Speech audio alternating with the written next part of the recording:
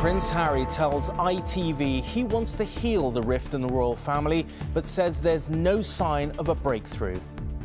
Showing absolutely no willingness to reconcile. I would like to get my father back. I would like to have my brother back. So what will it take to restore royal relations as we enter the King's coronation year? Also tonight, an emergency in the NHS. Senior doctors issue a fresh warning about the potentially fatal delays, leaving patients' families in desperate situations. Someone needs to fix it, and they're trying so hard, but they haven't got the resources. Thousands of Brazilians queue for their chance to say goodbye to Pelé, a national hero who became a global icon. Brentford do it again, delivering a blow to Liverpool's hopes of a top-4 finish. And the latest stop of Thor's tour of the UK's coast sees the walrus savouring the sunset in Blythe.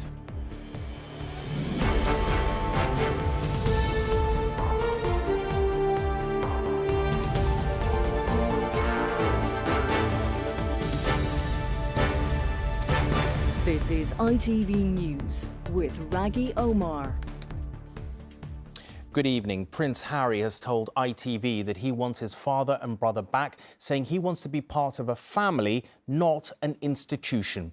But in a trailer for an interview which airs on Sunday, the Prince says senior royals have shown absolutely no willingness to reconcile after the Duke and Duchess of Sussex aired their grievances in a Netflix documentary series. The palace will be bracing itself for more revelations when his memoir, Spare, is published next week, as the King's coronation year begins with no apparent prospect of healing the royal rift. Our royal editor, Chris Shipp, reports. When William and Harry and their wives appeared together in September following the death of the Queen, many suspected it was not the start of a reconciliation for the brothers, rather a forced show of unity. And now Harry has confirmed that relations between him and the royal family are as bad as they ever were. I would like to get my father back. I would like to have my brother back. The clips from next weekend's ITV interview are very short, just 20 seconds in total, but enough time for Harry to claim that his family, in his opinion at least, are not willing to find a way through. They've shown absolutely no willingness to reconcile. They feel as though it's better to keep us somehow as the villains. Harry's interview will be broadcast just 2 days before his book Spare is published, memoirs which are expected to contain a potentially explosive set of claims about his family. I want a family, not an institution. Harry has done one other interview. It is for the American network CBS. In a clip released by them today, he once again accuses his family of leaking negative stories about him and Meghan. Every single time I've tried to do it privately, there have been briefings and leakings and planting of stories against me and my wife. When we're being told for the last 6 years, we can't put a statement out to protect you, but you do it for other members of the family, there becomes a point when silence is betrayal. Just as Buckingham Palace didn't respond after 6 hours of Harry and Meghan's Netflix series, nor have they responded today to this very short clip from ITV. The palace knew the start of 2023 would be dominated by some potentially difficult questions in Harry's book, but now they have 2 interviews to contend with on either side of the Atlantic. Here we see Harry reaching out emotionally, suggesting that he wants his father and his brother back. So on that level, perhaps a scope for reconciliation, but no contrition on his part. And all of this now builds towards, the prospect of the gathering of the family, of the firm at the coronation in May. So this couldn't have come at a worse time.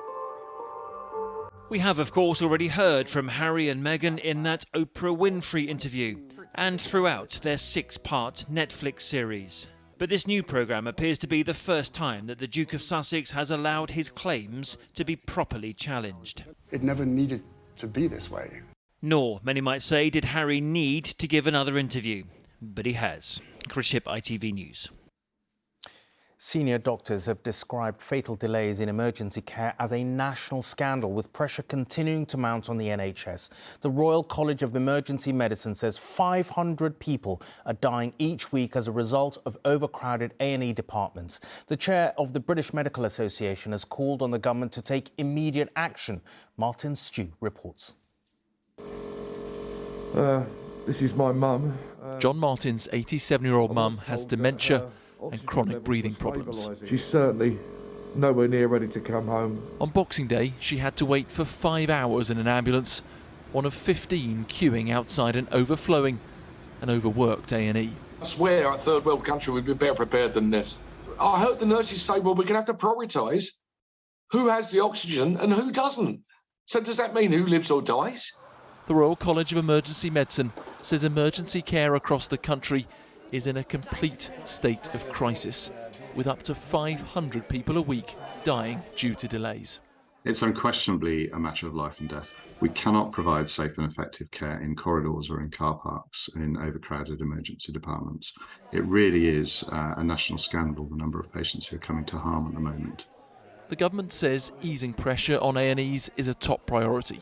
They've invested $500 million to free up bed capacity, but NHS bosses admit that's unlikely to help in time for this winter. We've got around 9,500 people who've got COVID. We've got about 3,750 people who have flu. We've got 12,000 people who are medically fit to discharge, but because of the pressures in social care, we can't discharge them. But as ever, NHS staff are working incredibly hard to ensure that we provide the best possible care.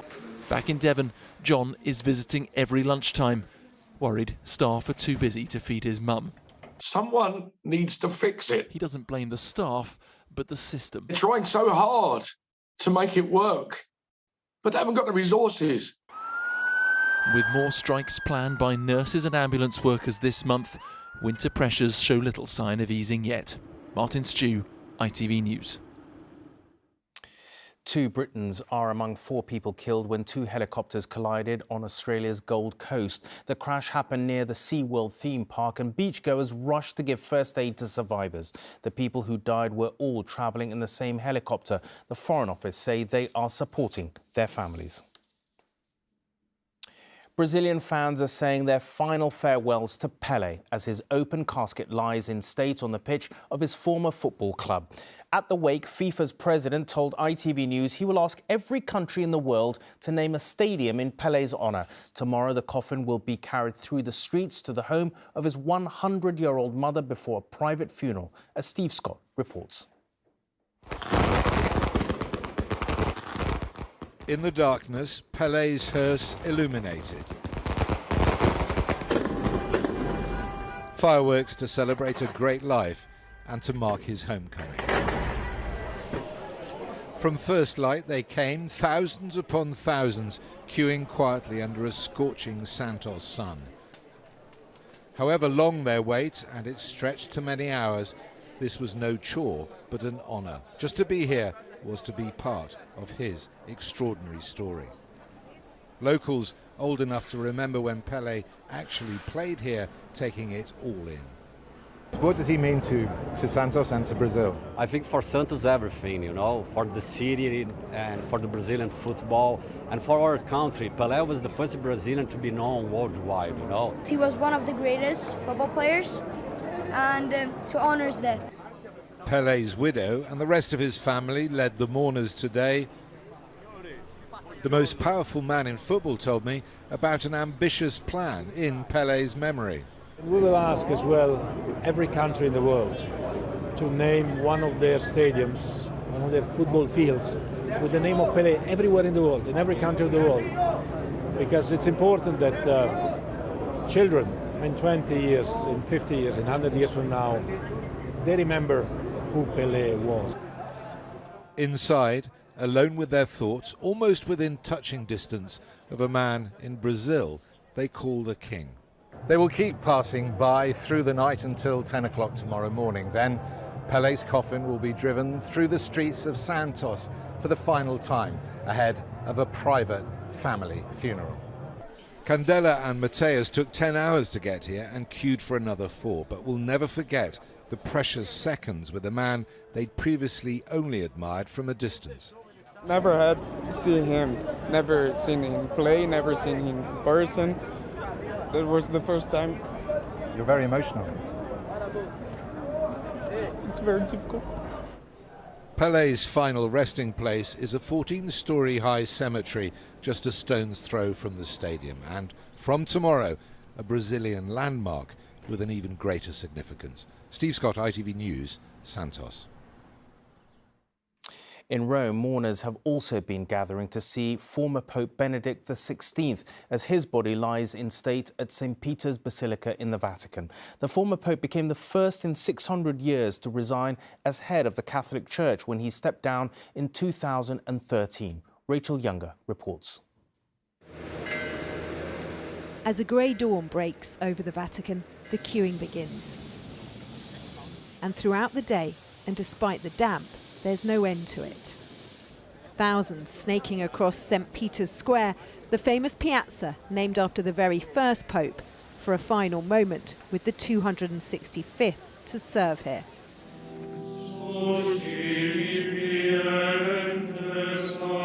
Inside the Basilica, Pope Emeritus Benedict XVI now lies in state within an open casket.